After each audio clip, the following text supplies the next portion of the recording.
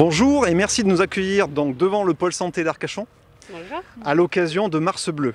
Donc Mars Bleu, au même titre qu'Octobre Rose, Mars Bleu lui sert à sensibiliser les personnes, hommes et femmes, au dépistage du cancer colorectal. Exactement. Voilà. Qui peut m'en parler pour commencer à nous rappeler un petit peu ce que c'est que ce cancer et comment il se développe en tout cas? Eh bien, le cancer colorectal, c'est le cancer qui va toucher le gros intestin, c'est-à-dire le côlon qui sur un schéma fait comme un grand U à l'envers et qui va jusqu'au rectum. Et le cancer colorectal, c'est le plus souvent développé au départ d'une lésion bénigne qui a évolué très lentement. Dans 80% des cas, c'est comme ça et c'est pour ça que le dépistage va être très important. D'accord. Alors en termes de chiffres, il faut le rappeler, je crois que c'est plus de 45 000 nouveaux cas chaque année en France. À peu près, oui. 43 000. C'est quand même assez considérable. Exactement. Il est aussi la deuxième source de cancer mortel chez la femme et troisième chez l'homme. Exactement. Vous confirmez, c'est ça? Oui. Donc c'est quand même un cancer très dangereux, assez répandu. Et pour Oui. autant, il se soigne 9 fois sur 10 quand il est pris à temps. Exactement, et ce d'autant plus que grâce au progrès du dépistage et des examens endoscopiques, depuis 1980, la mortalité diminue nettement de ce cancer parce qu'on prend les choses plus au début de la maladie et avant que la lésion ait trop progressé et surtout se soit étendue à d'autres organes. D'accord. Alors je crois justement que le docteur Aubry sera à même de nous répondre. En termes de diagnostic et de traitement, comment ça se passe? Est-ce qu'il y a une tranche d'âge plus concernée que les autres? Alors évidemment, les personnes plus âgées sont plus concernées par le cancer colorectal. Ouais. Il y a différentes classes dans la population qu'on définit. Alors il y a les patients les personnes qui vont avoir un risque supérieur, c'est ceux qui ont des antécédents familiaux ou même des anomalies génétiques. Dans ces cas-là, ils sont en général au courant. Mais il y a une tranche d'âge particulière, ça touche aussi bien les jeunes que les personnes âgées ou pas du tout? Ça touche plus les personnes âgées. D'accord. Ça touche plus souvent les personnes âgées. Et plus de 50 ans, on peut dire? Exactement, les plus de 50 ans. L'âge médian, c'est autour de 72 ans. D'accord. L'âge médian de la découverte d'un cancer. Mais l'intérêt du dépistage, ça va être de découvrir les lésions précancéreuses. C'est pour ça que le dépistage va s'intéresser à la tranche d'âge 50-74 ans. D'accord. Et pour autant, j'ai ouï dire qu'en Gironde, et les chiffres sont assez semblables au niveau du bassin d'Arcachon, seuls 29% des gens se font dépister. Et oui, c'est peu. D'où l'intérêt de Mars Bleu.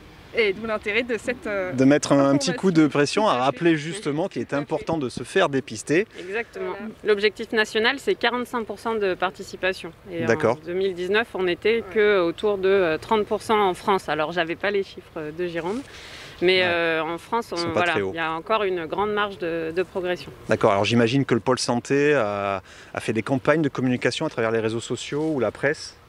Oui, alors on est un petit peu malheureusement freiné par le Covid depuis un an, mais c'est sûr qu'on y a travaillé avec la santé publique et puis avec Capucine, avec qui on a pu faire une journée pour déjà sensibiliser le personnel, la semaine dernière. Ouais, tout à fait. D'accord. En fait, Alors Madame Véry, qui est nutritionniste. Voilà, je suis diététicienne, Et diététicienne, en ouais. service de chirurgie, du coup, digestive. Ouais. Et donc, effectivement, on a réalisé, en fait, en collaboration avec Perrine et les gastro aussi, donc un repas à thème qui a pour but donc d'expliquer suffisamment en fait au personnel hospitalier le but et les conseils en fait diététiques qui peuvent être donnés dans le cadre d'un dépistage de cancer colorectal.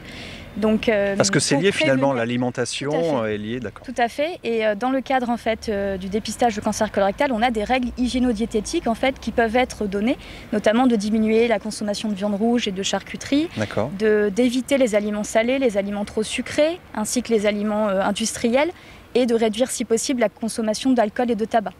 Et en revanche, on tendra plutôt vers une alimentation variée et équilibrée, qui est suffisamment riche en fibres, en vitamines et en minéraux, et également donc avec les fruits, les légumes, notamment aussi les graines oléagineuses, les légumineuses. D'accord. Et tendre plutôt vers des aliments qui sont naturellement riches en bêta-carotène, donc tout ce qui est carottes, abricots, tomates, patates douces. Et on tendra aussi vers une consommation plus courante de viande blanche, de poisson et d'œufs, et également à maintenir une activité physique régulière adaptée selon chacun, et une hydratation suffisante au quotidien. Donc finalement des règles qui s'appliquent pour la majorité des gens finalement, au quotidien. Tout à fait. Voilà. Exactement. Une vie saine évite tout problème. Exactement. Donc pour rebondir là-dessus, où est-ce que les gens peuvent se présenter? À quel moment? Ils passent par leur médecin traitant ou ils peuvent se rendre directement à l'hôpital pour suivre un dépistage? Le dépistage organisé de 50 à 74 ans, c'est par le médecin traitant. D'accord. Mais nous, je pense qu'à chaque consultation, on essaye toujours, en tout cas, le dépistage, c'est pas uniquement le test à faire, c'est aussi en parler avec les gens.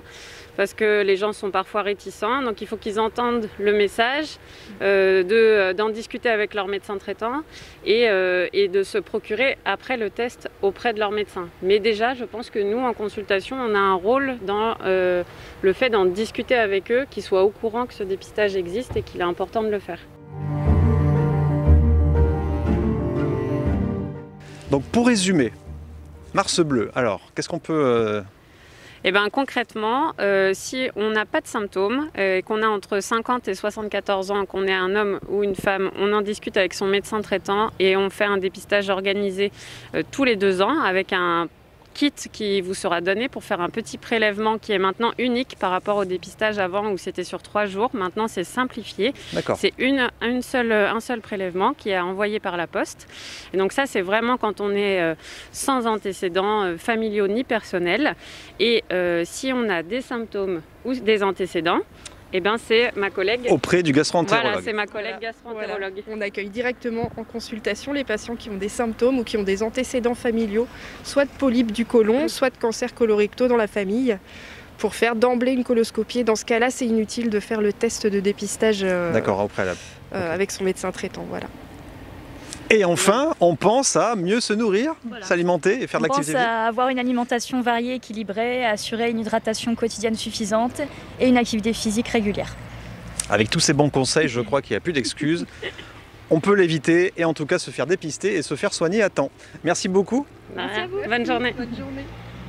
Bassin TV, la télé du bassin d'Arcachon. Découvrez nos émissions, nos reportages et une sélection de l'actualité locale. Bassin TV vous accompagne partout. Téléchargez notre application mobile sur Google Play ou sur iOS.